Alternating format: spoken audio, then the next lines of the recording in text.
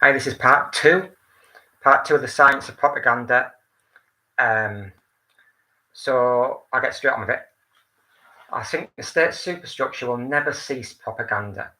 They'll always strive to disrespect human autonomy in their quest to possess millions of people's minds with their disgusting agenda and endless repetition, all done for their own narcissistic selfish benefit, i.e. for their own neediness to maintain the status quo, power and control for themselves, psychologically undeveloped.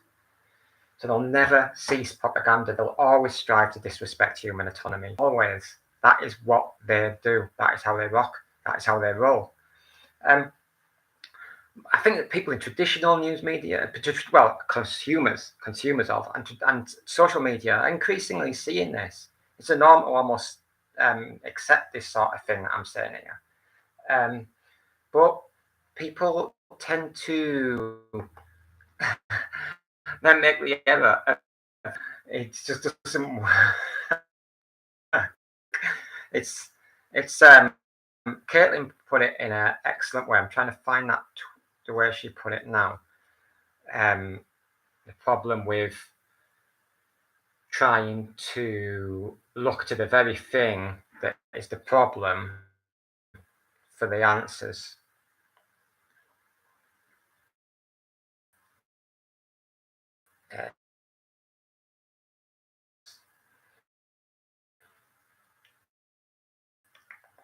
She referred to the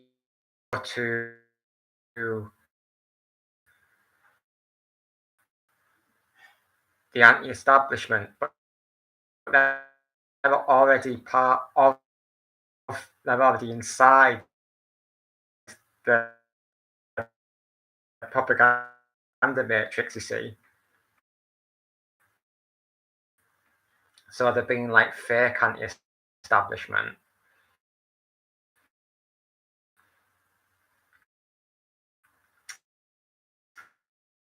When I'm fucking for that, I'll give a couple of her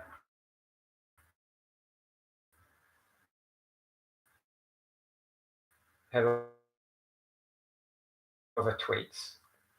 Opinions are permissible. The front page teaches you what to think. The opinion section teaches you how to think. Did I already say that in the first part? Sorry if I did, but Caitlin Johnson, 12th of April 2022. And this I definitely did not say. An American and a Russian are sitting next to each other on a plane leaving for Moscow. I work for the government, the Russian says. The Kremlin's sending me to the US to study American propaganda. What American propaganda, asks the Yang. Exactly, replies the referee.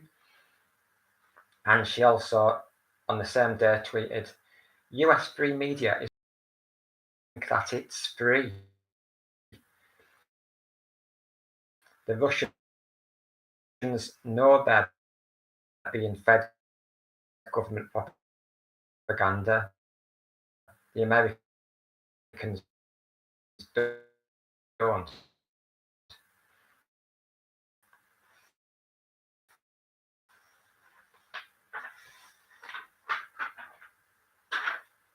Right.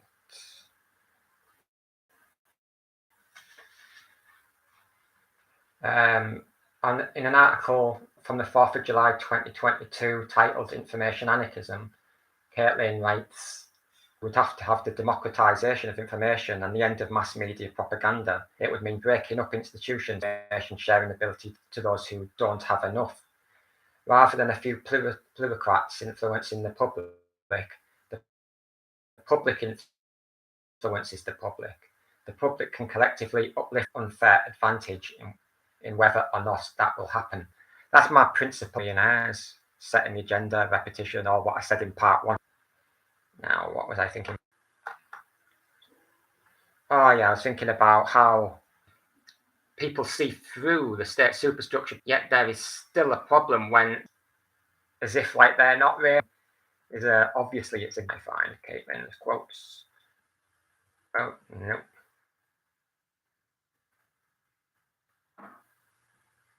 She does say that that people within inside that mainstream can then pretend to be anti-establishment and just get us further stuck in the propaganda matrix, because they're not ever going to really be anti the system. What they're trying to do is take over the system. They're trying to become it. They're trying to replace. They're just trying to replace. They're just trying to take power for themselves. You know, to think otherwise would be to think that there's revolutionaries within. It's just not true. I think it's quite obvious. Insurrectionists are very rare. That's the best way to look at it. To believe that they truly are anti-establishment would be to mean they're anti-Parliament, they're anti-Downing Street, they're anti the centralised news media, and they want to do everything that, like Caitlin Johnston says, and I say, that would make them insurrectionists. There may be one or two. I'm not saying there never is any. But you should be deeply skeptical of anyone inside the system who says that. It's far more likely than not to be bullshit. They're just looking for support. They're realizing, I get it. They realize that the state superstructure and the propaganda matrix is being seen through, so they try to suck up to it. But they wouldn't carry it through with actions.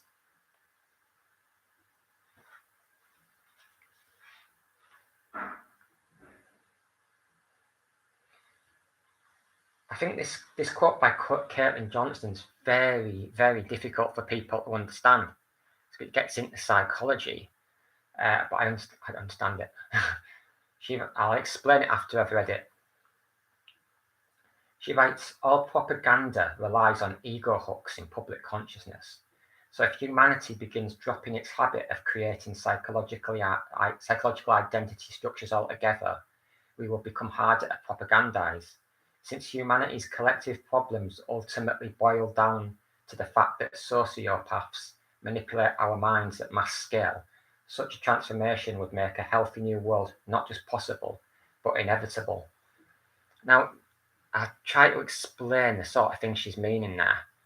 To overcome our propensity to be manipulated by elites playing a propaganda science game, we'd have to be imagining our life in our higher self, our ideal self, our best self, our most mature self all the time, more or less, in such a way that, say you think someone did a wrong to you, but you may have also been involved and done a wrong to them, rather than going around in the same mind state forever, like thinking, I can't stand what happened there, them twats and everything. You imagine their higher self, which is above their egoistic things that they did then, and also you imagine your higher self, so that you feel like almost that it almost didn't happen, because like the real you, the real them, is more like about love and empathy and things like that. That's what they would be thinking on the deathbed. If you had them near-death experiences, if you had one of them, they would be their higher self. And now you can't be manipulated in that kind of mind state by propaganda and by power and stuff like that. The problem obviously there is that humans are in an ego culture, and therefore humans tend to be ego psychological, not higher self psychological. Nevertheless, her solution is correct. It's just not likely that humans will develop to that level. It's worth saying, because she's trying to think, if we don't do it, we could end up in a nuclear holocaust sort of thing, which she says plenty of times elsewhere.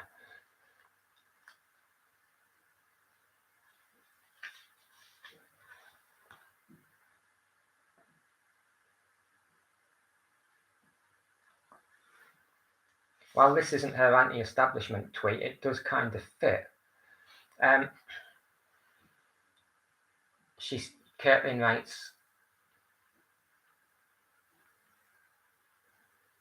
we're seeing the narrative that Tucker Carlson, this is when he was doing Fox News, we're seeing the narrative that Tucker Carlson is a Russian agent aggressively pushed by mainstream pundits, not to attack Carlson himself, but to manufacture the consensus that anyone who criticizes US policy on Russia is suspicious and untrustworthy.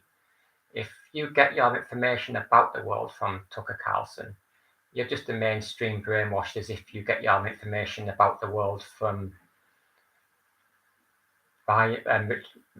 Rachel Madlow. The brainwashing just happens in slightly different ways. Sure, Carlson might say the true things I agree with sometimes, but so does Anderson Cooper. They just tell different truths and different lies. Propaganda doesn't work if it's all bullshit all the time. There has to be some truth mixed in. The people in my mentions who regurgitate mainstream media talking points on China because they heard it from Tucker Carlson think they're so very different from the people in my mentions who regurgitate mainstream media talking points on Russia because they heard it from Wolf Blitzer. But they're not. They're exactly the same. The TV man is not your friend. Yeah, she's just saying that you've got this state superstructure propaganda matrix, and you've got anti-war here, but then the same people are pro-war here, while claiming that they're anti-war because of here. You see what I mean? It's just not going to do anything. The state superstructure, the propaganda matrix, going to keep churning, and you're going to get the military seat churning. You're going to get the wars still going on. You're going to get the war crimes still going on. It doesn't really make any difference. Her point's valid. She's saying, well, look, if I go, people tell me, she said, to go along with them because they're anti-war as well. And then she looks at them and says, no, you're not. Just because you're anti-war most of the times, yet here against China, you're for it. I don't mean to say you're anti-war. I don't mean to say I can come in as a pacifist and feel great. And yet they tell us you can all the time. I've seen it. They say, yes, you can. We're anti-war. We're anti-war. We're anti-war. We're like you. You're not anti-war if you want a war with China. You are pro-war. Just because you talk mostly about why you're anti-war doesn't mean you're anti-war. It means you are pro-war. They're playing a 1984 Orwellian game sometimes, them people. She's got a point. And yet they'll bash on, saying, look, we're against the industrial military complex. They'll say, we're against all this anti-Russia stuff. We accept American war crimes. They're going like that to make themselves look so anti-war. We're against all the money going into the American war machine. We'd give it to the poor and all this. Yeah, no matter how much of that they say, if at the end of the day they want war with China, they're not anti-war. I understand why she gets frustrated at that. I really do. And it's a state superstructure thing. They've got their indoctrination from Fox News, them types. Meaning, Fox News pushes itself as viciously anti-war. New Republicans are completely to the left of the Democrats by miles on a lot of things. And yet it's all bollocks. It's all such bollocks. It's all one thing. There isn't Republicans and Democrats. They're more same than different. Same as state superstructure is one. State superstructure is one. Get one of my statements. State superstructure is one unity, a unity of 0.0000001% clique elite. The differences within it are irrelevant. They'll never do anything to harm themselves. The division within it is an artificial divide. Artificial. It's just go back to part 1 of my video, spells it out nicely. The sameness within it is serious and can be summed up as pro-war state, pro-US empire, pro-capitalism and its vast wealth and income inequality, choosing poverty, pro-vast inequality in terms of speech, i.e. pro-news media billionaire corporations immersed within the state superstructure, pro the propaganda matrix and all the ingredients. See part 1. So to then go to the news media, to go to the state superstructure to try and work out what the hell's going on, it's like I say, it's like going to a sex act to work out virginity. It's like going to bombing for peace. It doesn't make sense. It's like going to a football match to work out how you go about not going to a football match. It's just crazy. So if you think something is to blame for something, if like most people do, if you think something is the problem, not the solution, don't ask the problem for the solution. It doesn't work. If you think there's a gang of bad people, don't go to the gang of bad people and tell them you're the police. Try to get the gang of bad people sorted out by people who are not inside that gang of bad people, because it doesn't work. If you go to a gang of bad people and telling them you're the police because you're against them having any gang, then it doesn't work. It's the same thing. The state superstructure is a gang.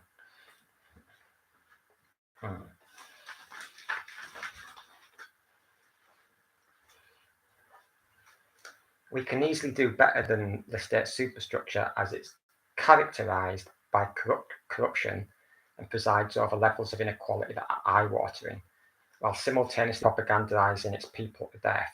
Simply stopping doing those things would be a huge cause for celebration.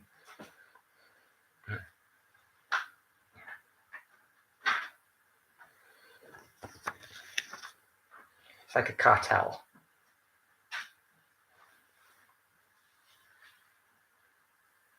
I'm going to end this video here in case there's any technical problems, but there'll be a part 3, and then that'll probably be it.